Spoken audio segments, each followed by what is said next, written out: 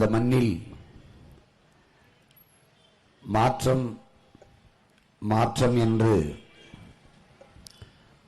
வந்தவர்கள் எல்லாம் ஏற்கனவே இருந்த கட்சி ஆட்சிகளோடு கூட்டணி வைத்து ஏமாற்றமாகி மாறிப்போய்விட்ட சூழலில் ஏமாற்றப்பட்ட இடத்தில்தான், நிராகரிக்கப்பட்ட இடத்தில்தான், புறக்கணிக்கப்பட்ட இடத்தில்தான் பேரெழுச்சியான ஆற்றல் பெருகி வரும் என்று ஐயா இறை என்பவர்கள் எழுதியது போல, ஏமாற்றப்பட்ட ஒரு இனக்கூட்டத்தில் பிறந்த பிள்ளைகள் நாங்கள் ஒரு பேரெழுச்சியாக கிளர்ந்து எழுந்து வருகிறோம். இழந்துவிட்ட உரிமைகளை பிச்சை கேட்டு பெற முடியாது, போராடித்தான் பெற்றாக வேண்டும் என்று புரட்சியாளர் அண்ணல் அம்பேத்கர் நமக்கு கூறிய அந்த புரட்சி மொழிக்கு ஏற்ப இழந்துவிட்ட நம் உரிமைகளை போராடி பெற்றாக வேண்டும் என்ற நிலையில் இந்த நிலத்தில் உங்கள் பிள்ளைகள் நின்று கொண்டிருக்கிறோம். ஒரு அடிப்படை வசதி கூட இல்லாத ஒரு வாழ்க்கை நிலையை எம்மக்கள் இந்த நிலத்தில் வாழ்ந்து கொண்டிருக்கிறார்கள்.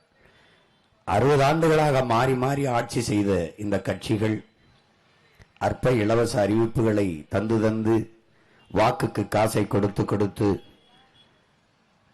சாதி மத உணர்ச்சியை தூண்டி, சாராயம் பணத்தை முதலீடா வைத்து வாக்கை பறித்து பறித்து நீண்ட காலமாக ஒரு கொடுமையான ஆட்சி முறையை இந்த மண்ணில் நிகழ்த்திவிட்டார்கள். இதை மாற்ற வேண்டும் என்று நினைக்கிறோம்.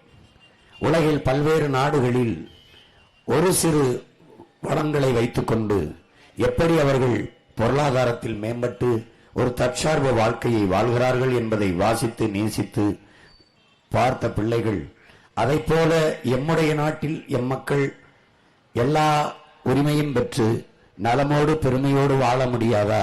ஒரு நல்ல கல்வி, நல்ல மருத்துவம், குடிக்க நீர், பயணிக்க பாதை, சிறந்த போக்குவரத்து, தடையற்ற மின்சாரம், படித்த கல்விக்கேற்ற வேலை, அதற்கேற்ற சம்பளம், அதை கொண்டு வாழ்கிற பெருமைமிக்க வாழ்வு, இதை கொண்டு வாழ முடியாதா என்று ஏங்கி தவித்து நின்ற பிள்ளைகள் என்ன செய்வதென்று புலம்பிக் கொண்டிருக்காமல், இது புலம்பிக் கொண்டிருக்கிற நேரம் அல்ல, போராடி வெல்ல வேண்டிய நேரம் என்பதை முடிவெடுத்து உங்கள் பிள்ளைகள் இந்த புரட்சிகர அரசியலை முன்னெடுக்கிறோம்.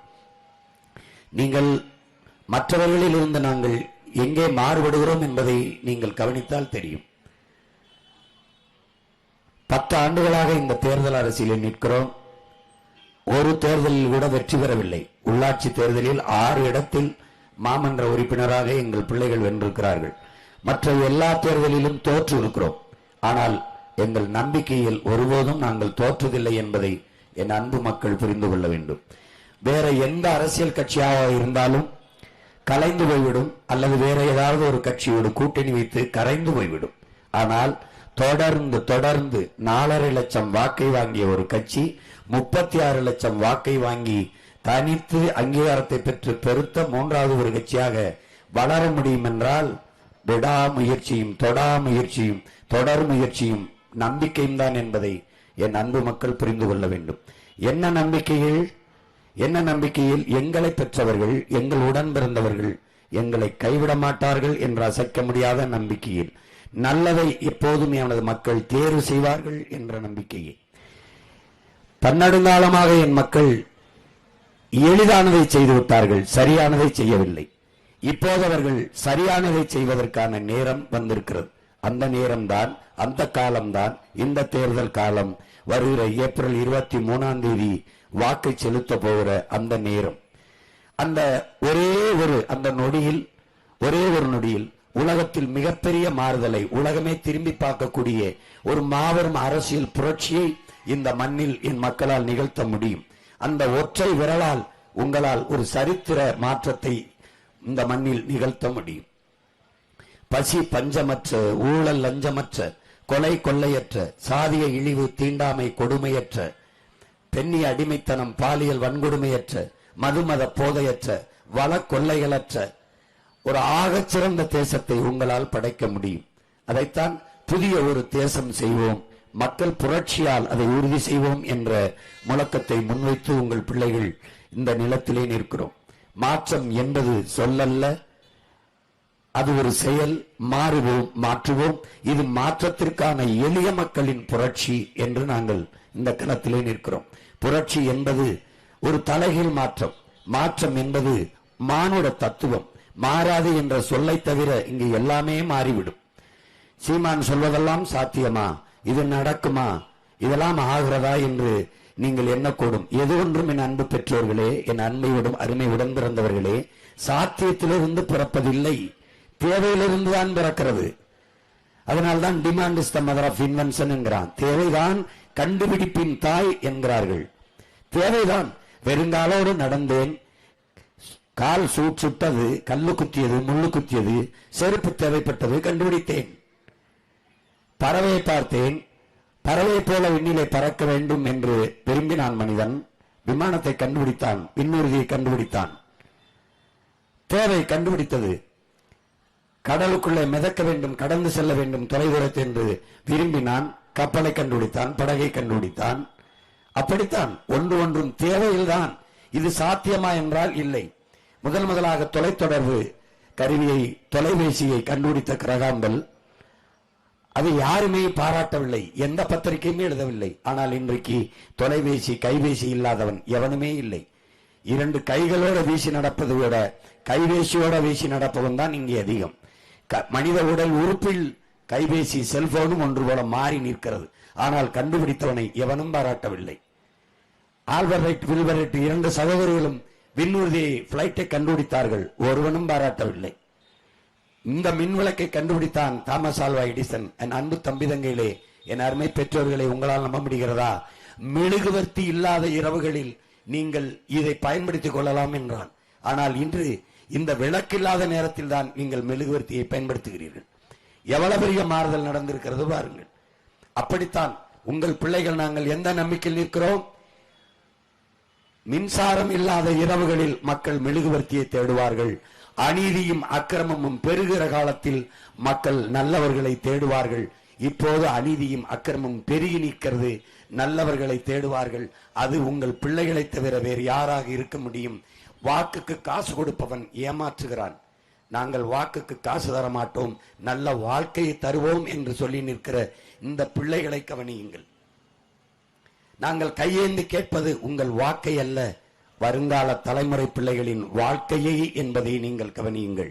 ஏனென்றால் படிக்க கல்வி, குடிக்க நல்ல நீர், பயணிக்க நல்ல பாதை, எரிக்க தடையற்ற மின்சாரம், பார்க்க சரியான தரமான மருத்துவம், கல்விக்கேற்ற வேலை, வேலைக்கேற்ற சம்பளம், அதை கொண்டு வாழ்கிற பெருமை மிக்க வாழ்வு, பெண்ணிய உரிமை, பெண்களுக்கான சம உரிமை, வேலை வாய்ப்பு, நிலமும் வளமும் சார்ந்த வேலை வாய்ப்பு, வளர்ச்சி, படித்தவர் படிக்காதவர் அனைவருக்கும் அரசு வேலை, இனி படிக்காதவரே இல்லை என்ற நிலைமையை உருவாக்குவது எங்களின் அடுத்த வேலை, பசி என்ற சொல்லே இல்லாது ஒழிப்போம். எவ்வளவு கனவோடு உங்கள் பிள்ளைகள் நிற்கிறோம் என்று பாருங்கள். அந்த கனவை நிறைவேற்ற கோடி கனவு கொண்டோம் என் அன்பு மக்களே, கூடி நிறைவேற்ற ஓடி வாருங்கள், எங்களுக்கு ஒரே ஒரு வாக்கை தாருங்கள் என்றுதான் உங்கள் அன்பு பிள்ளைகள் உரிமையோடும் உணர்வோடும் உறவோடும் உங்களிடத்திலே கேட்டு நிற்கிறோம். அதுதான் நாங்கள் சொல்வது எதையும் சாத்தியப்படுத்த முடியாத ஒன்று இல்லை. உலகில் பல்வேறு நாடுகளில் எல்லா நாடுகளும் செய்து கொண்டிருப்பதைத்தான் சான்றாக காட்டி சொல்கிறோம். உலகத்திலே தலை சிறந்த நாடாக கல்வியிலே பின்லாந்து இருக்கிறது. பின்லாந்துன்னு ஒரு சின்ன நாடு இருக்கிறது. 2வது நாடாக தென்கொரியா இருக்கிறது. முதலில் தென்கொரியா தான் இருந்தது, அந்த பின்லாந்து அதை முந்திக் கொண்டு போனது. 3வது இடத்தில் அப்போதிருந்து இப்போது வரை சிங்கப்பூர் இருக்கிறது. ஒரு சின்ன நாடு, கல்வியிலே மிகச்சிறந்த நாடாக இருக்கிறது. நம்ம மாநிலத்தில் ஒரு மாவட்ட அளவு கூட இல்லை, இந்த தருமபுரி அளவு கூட இல்லை. அது இன்னைக்கு உலகத்தில் மிகச்சிறந்த இடத்தில் கல்வியிலே சிங்கப்பூர் இளைஞனுக்கு மட்டுமல்ல, தமிழ்நாட்டு இளைஞனுக்கு மட்டுமல்ல, உலகில் பல்வேறு நாட்டு இளைஞர்களுக்கும் வேலை வாய்ப்பை கொடுக்கிற இடத்தில் இருக்கிறது. வெறும் கடல் வளத்தை தவிர ஒன்றுமே இல்லை. என் அன்பு சொந்தங்கள் பாருங்கள், இந்த 3 நாட்டையும் முந்திக் கொண்டு உங்கள் பிள்ளைகள் ஆகச் சிறந்த கல்வியை தமிழ்நாட்டு பிள்ளைகளுக்கு, என் நாட்டு பிள்ளைகளுக்கு கொடுக்க வேண்டும் என்று துடிக்கிறோம். எங்கள் கனவு மிக பெரிது. இந்த கனவை கையளித்தவன் யார்? எங்கள் உயிர் தலைவன் மேதகுவே பிரபாகரன் அவர்கள். அவன் ஒரு கனவு கண்டான், 200 ஆண்டுகளுக்கு பிறகு என் இன மக்கள் எப்படி வாழ வேண்டும், எல்லா மொழிகளை தேசிய இனங்களையும் போல உரிமை பெற்று பெருமையோடு உயர்ந்து சிறந்து வாழ வேண்டும் என்ற கனவு கண்டான். அந்த கனவை இந்த தலைமுறை பிள்ளைகள் எங்களுக்கு கையளித்தான். அந்த கனவுகளோடு ஓடி வருகிறோம். எங்கள் இலக்கு பெரிது, எங்கள் நோக்கம் பெரிது, எங்கள் கனவு பெரிது, எங்கள் பயணம் சரியானது, எங்கள் பாதை தெளிவானது, பயண தூரம் சற்று அதிகமாகிவிட்டது. அதனால்தான் உடலினை உறுதி செய், அறிவை விரிவாக்கு, கொள்கை வகுத்தினில் கூடி செயல் செய்ய பழகு என்ற கோட்பாட்டை கொண்டு எளிய பிள்ளைகள், உங்கள் வயிற்றிலிருந்து வந்தவர்கள், உங்களுக்காக உங்களிடமிருந்து வந்த பிள்ளைகள் உங்களிடத்திலே வாக்கை கேட்டு வந்திருக்கிறோம். வாக்கு என்பது மக்களாட்சியை ஏற்றுக்கொண்ட ஒரு நாட்டில் வலிமை மிக்க ஒரு ஆயுதம், ஆகச் சிறந்த போர்க்கருவி. அதை அநீதிக்கு எதிராக நாம் இந்த தேர்தலிலே ஏந்த வேண்டும் என்றுதான் உங்கள் அன்பு மகன் உங்களிடத்திலே வேண்டுகிறேன். விவசாய சின்னத்திற்கு வாக்களிப்போம், வருங்கால தலைமுறைக்கு வாழ்வளிப்போம் என்கிற உறுதியை நாம் ஏற்போம். உழவு இல்லை என்றால் இங்கே உணவு இல்லை, உணவு இல்லை என்றால் உயிர்கள் இல்லை, உயிர்கள் இல்லை என்றால் உலகம் இல்லை. எனவே உழவை மீட்போம், உலகை காப்போம் என்ற தத்துவத்தை வைத்து இந்த களத்திலே நிற்கிறோம். நீங்கள் எதுவில்லாமலும் வாழ முடியும். கார் இல்லாமல் வாழ முடியும், செல்போன் இல்லாமல் வாழ முடியும், தொலைக்காட்சி இல்லாமல் வாழ முடியும், குளிரூட்டி இல்லாமல் வாழ முடியும், எதுவில்லாமலும் வாழ முடியும். கார் இல்லாமல் வாழ, மகிழ்ந்து இல்லாமல் வாழ முடியும். ஆனால் நீரும் சோறும் இல்லாமல் வாழ முடியாது. உலகத்தில் எந்த நாட்டிலாவது கார் இல்லை, செல்போன் இல்லை, டிவி இல்லை என்று புரட்சி வந்திருக்கிறதா, போராட்டம் வந்திருக்கிறதா? இல்லை. ஆனால் நீரும் சோறும் இல்லை என்றால் அந்த நாட்டில் புரட்சி வராமல், போராட்டம் வராமல் இருந்ததில்லை. உலகில் நைஜீரியா, வெனிசுலா, அண்மையில் பங்களாதேஷ், இலங்கை, நேபாள், இந்த நாடுகளை எல்லாம் நீங்கள் பார்க்கிறீர்கள். இந்த நாட்டுக்கு ஏற்பட்ட நிலைமை இங்கே வரக்கூடாது என்றால் நீங்கள் உழவை கைவிடாமல், வேளாண்மையை கைவிடாமல் நீங்கள் கைப்பிடித்துக் கொள்ள வேண்டும். இந்த உலகத்தில் சுழன்றும் ஏற்பின்னது உலகம், அதனால் உழந்தும் உழவே தலை என்று நமது முன்னவன் வள்ளுவ பெருமகனான் பாடுகிறான் என்றால், உழுதுண்டு வாழ்வாரை வாழ்வார் மற்றெல்லாம் தொழுதுண்டு பின் செல்பவர் என்றால் என்று சொல்கிறான் என்றால், போற்றப்பட வேண்டியவன், வணங்கப்பட வேண்டியவன் உழவர் குடிமகன் என்பதை நீங்கள் கவனத்தில் வைக்க வேண்டும். 2 நண்பர்கள், இளங்கோவன், சரவணன் என்று 2 பேரும் ஒரே வகுப்பில் படிக்கிறார். ஒருவர் ஆசிரியர், அரசு பணியாக இருக்கிறார். இளங்கோவின் அப்பா, சரவணனின் அப்பா விவசாய வேலை செய்கிறார். அவர் பேண்ட் ஷர்ட் போட்டு தினம் போகிறார். இவர் உடை இருக்க கோவணத்தை கட்டிக்கொண்டு உழச் செல்கிறார். வேர்வையோடு அப்பா வீடு திரும்புகிறார். அவருடைய அப்பா வாசனை திரவத்தோடு வீட்டுக்கு வருகிறார். இப்படி 2 பேரையும் பார்க்கிற போது, தன் அப்பாவை பார்க்கும் போது அவன் ஏதோ ஒரு அருவருப்பாக உணர்கிறான். அப்பா என்ன இப்படி இந்த வேலையை செய்கிறார் என்று. ஒரு நாள் தன் நண்பனி வீட்டுக்கு உணவருந்த போகிறான். சாப்பிடுகிற போது, சாப்பிட்டு கொண்டிருக்கும் போது அந்த நண்பன் சாப்பாடை எடுத்து கண்ணிலை ஊத்தி கொஞ்ச நேரம் வணங்குகிறான். அவன் அம்மாவும் வணங்குகிறார். என்ன செய்கிறாய் என்று சரவணன் கேட்கிறான். உணவளிக்கிற உழவர்கள், விவசாயிகள் நமக்கு தெய்வம், அவர்களுக்கு நன்றியே என்று சொல்லிவிட்டு சாப்பிட வேண்டும் என்று எங்கள் பாட்டியும் தாத்தாவும் சொல்லிக் கொடுத்தார்கள். அதைத்தான் நாங்கள் செய்கிறோம் என்று. அப்போது சரவணன் சாப்பிடாமல் வேகமா ஓடி வந்தான். அப்பா உழுது விட்டு வேர்வையோடு வந்தார். பாஞ்சு கட்டி பிடித்த அப்பா என்று அணைத்தான். அவன் பார்த்தான், தன் அப்பா தெய்வத்தின் தொழிலை செய்கிறார் என்று நெகிழ்ந்தான். அந்த தெய்வத்தின் தொழிலை செய்கிற விவசாயி சின்னத்திலே உங்கள் மகன் நிற்கிறேன். நான் அன்பு சொந்தங்களே, இந்த இடத்திலே தர்மபுரியில் சட்டமன்ற தொகுதியிலே போட்டியிடுகிறேன். அன்பு தங்கை பொறியாளர் சாந்தலட்சுமி அவர்களுக்கு நீங்கள் விவசாய சின்னத்திலே வாக்கு செலுத்தி வெற்றி பெற செய்யுங்கள். ஒரு நாட்டில் ஒரு விவசாயி வாழ்கிறான், வளர்கிறான் என்றால் அந்த நாடு வாழ்கிறது, வளர்கிறது. ஒரு விவசாயி வாழ முடியாமல் சாகிறான் என்றால் அது நாடு இல்லை, சுடுகாடு. இந்த நாட்டில் நீங்கள் விவசாயிக்கு வாக்கு செலுத்தி அவனை வெல்ல வையுங்கள். அவனும் வாழுவான், நாமும் வாழுவோம். எனவே என் அன்பு சொந்தங்களே, மதிப்புமிக்க உங்கள் வாக்கை விவசாய சின்னத்தில் செலுத்தி என் அன்பு தங்கை சாந்தலட்சுமியை வெல்ல செய்யுங்கள். எங்களின் வெற்றி, உங்களின் வெற்றி, நாம் தமிழர் கட்சியின் வெற்றி, தன்மானமிக்க தமிழ் பேரினத்தின் வெற்றி. நீங்கள் செலுத்தும் ஒவ்வொரு வாக்கும் நம் மொழி காக்கும், இனம் காக்கும், மண் காக்கும், மானம் காக்கும், தமிழ் பேரினத்தின் எதிர்காலத்தை பாதுகாக்கும். புரட்சி எப்போதும் வெல்லும். உங்கள் பிள்ளைகள் எங்களின் வெற்றியதை சொல்லும். எங்கள் இலக்கு ஒன்றுதான், இனத்தின் விடுதலை. இனம் ஒன்றாவோம், இலக்கை வென்றாவோம். நாம் தமிழர்.